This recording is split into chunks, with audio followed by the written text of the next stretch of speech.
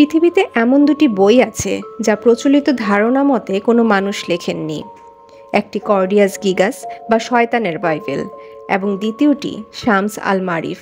আজকের আলোচনার বিষয় শামস আল মারিফ। চলুন শুরু করা যাক।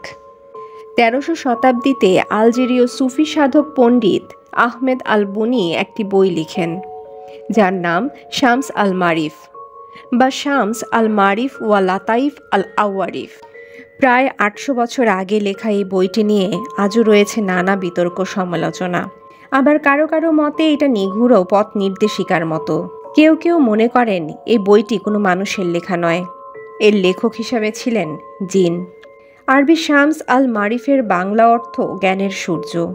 বইটির আলোচ্য বিষয় আরব ও ইসলামী বিশ্বের জাদুবিদ্যার মূল বিষয়গুলো, যার মধ্যে রয়েছে আধ্যাত্মিক সৃষ্টিতত্ত্ব, জ্যোতিষশাস্ত্র, বিশেষ করে চন্দ্র সম্পর্কিত জাদু, আত্মা ও জিন নিয়ে কারবার, বর্ণমালা ও সংখ্যার জাদুকরী প্রয়োগ।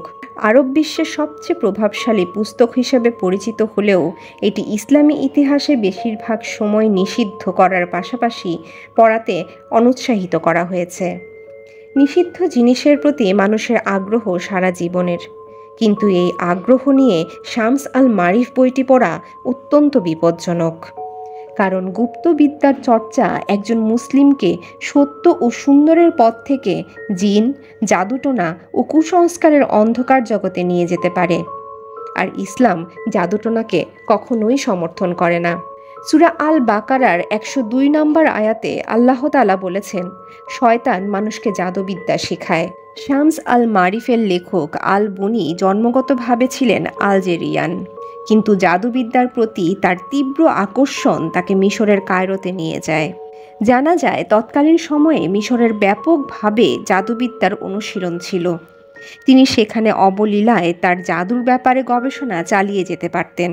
আসমাউল হুসনা বা আল্লাহর 99টি নাম আমাদের আল্লাহর শক্তি ও সামর্থ্যের সাথে পরিচিত করায়। সুফিরা বিশ্বাস করেন এই নামগুলোর একটা আধ্যাত্মিক শক্তিও আছে। শামস আল মারিফ হচ্ছে এই 99টি নামের বৈশিষ্ট্য এবং সেগুলো ব্যবহারের একটি মহাসংকলন গ্রন্থ। এ বইটি অনুযায়ী আল্লাহর প্রতিটি নামে একটি নির্দিষ্ট শক্তি যুক্ত রয়েছে। উদাহরণ হিসেবে বলা যায়, কোনো মুমিন বান্দা যদি আল্লাহ আলিম অর্থাৎ আল্লাহ জ্ঞানী একটি নির্দিষ্ট সংখ্যকবার পাঠ করে, তাহলে সে ঐশ্বরিক জ্ঞানের রাজ্যে প্রবেশাধিকার পায়। একইভাবে আল কাউই অর্থাৎ আল্লাহ শক্তিশালী পাঠ করলে ঐশ্বরিক সুরক্ষা পাওয়া যায়। আল বুনি তার এই বইতে আল্লাহর এই নামগুলোর শক্তি ব্যক্তিগত জীবনে চাহিদার বস্তু লাভের উপায় হিসেবে ব্যবহারের উপায় বর্ণনা করেন, যেমনটা আজকাল অনেক তান্ত্রিক বা সাধুর চটকদার বিজ্ঞাপনে দেখা যায়, যেমন সম্পদ লাভ, ভালোবাসার মানুষ বশ ইত্যাদি। এই বইতে আল বুনি প্রথম কালো জাদুতে ব্যবহৃত টেবিল বা চার্টের মতো বর্গ বা জ্যামিতিক আকৃতি মুসলমানদের জন্য ব্যবহারের পদ্ধতি বর্ণনা করেন।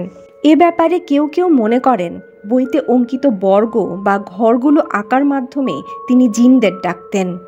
আবার অনেকে মনে করেন জিনরাই তার ভেতর প্রবেশ করে এই বইতে ঘরগুলো অঙ্কন করেছিল। আহমেদ আল বুনি একজন গণিতবিদ ছিলেন। কোরআনের 28টি হরফ নিয়ে তিনি একটি তত্ত্ব দিয়েছিলেন। তার মতে আরবি অক্ষরের সব কটিরই সংখ্যাগত মান রয়েছে। তার যুক্তি তিনি তুলে ধরেছিলেন কোরআনে উল্লেখিত বিভিন্ন রহস্যময় অক্ষর সমষ্টির রেফারেন্সের মাধ্যমে। মুকাত্তাআত নামে পরিচিত ওই অক্ষর সমষ্টি, যার মাধ্যমে কোরআনের 114টি সূরার মধ্যে 29টি শুরু হয়েছে। উদাহরণ হিসেবে বলা যায়, সূরা আল বাকারা শুরু হয়েছে আলিফ লাম মিম এই অক্ষর 3টি দ্বারা। আবার সূরা মারিয়াম শুরু হয়েছে কাফ হা ইয়া আইন সোয়াদ দিয়ে। আল বুনি মনে করতেন আপাত দৃষ্টিতে এ অক্ষরগুলো অর্থহীন মনে হলেও এ অক্ষরগুলোর মধ্যেও এমন রহস্যময় অর্থ ও বৈশিষ্ট্য লুকায়িত আছে যা মুমিনের সকল ইচ্ছা পূরণের ক্ষমতা রাখে। 1225 সালে লেখকের মৃত্যুর পর প্রায় 100 বছর এই বইটি কেউ খোলেনি, কারণ সবাই আল বুনির জাদুটনা নিয়ে জানত। তবে বলা হয়ে থাকে হঠাৎ একদিন বইটি গায়েব হয়ে যায় এবং তা ফেরত পাওয়া যায় তারও 600 বছর পর, এবং দেখা যায় পাওয়া বইটির লেখাগুলো কালিতে না, লেখা হয়েছে হরিণের রক্ত দিয়ে।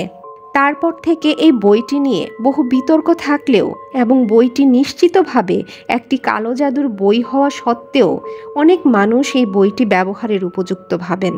নিশ্চয়ই তারা সম্পূর্ণভাবে পথভ্রষ্ট, কারণ ইসলামে সুনির্দিষ্টভাবে জাদুবিদ্যা শিক্ষা করা বা শিক্ষা দেয়াকে নিষিদ্ধ করা হয়েছে। এমনকি জাদুকরকে মৃত্যুদণ্ড দেওয়ার বিধান পর্যন্ত রাখা হয়েছে।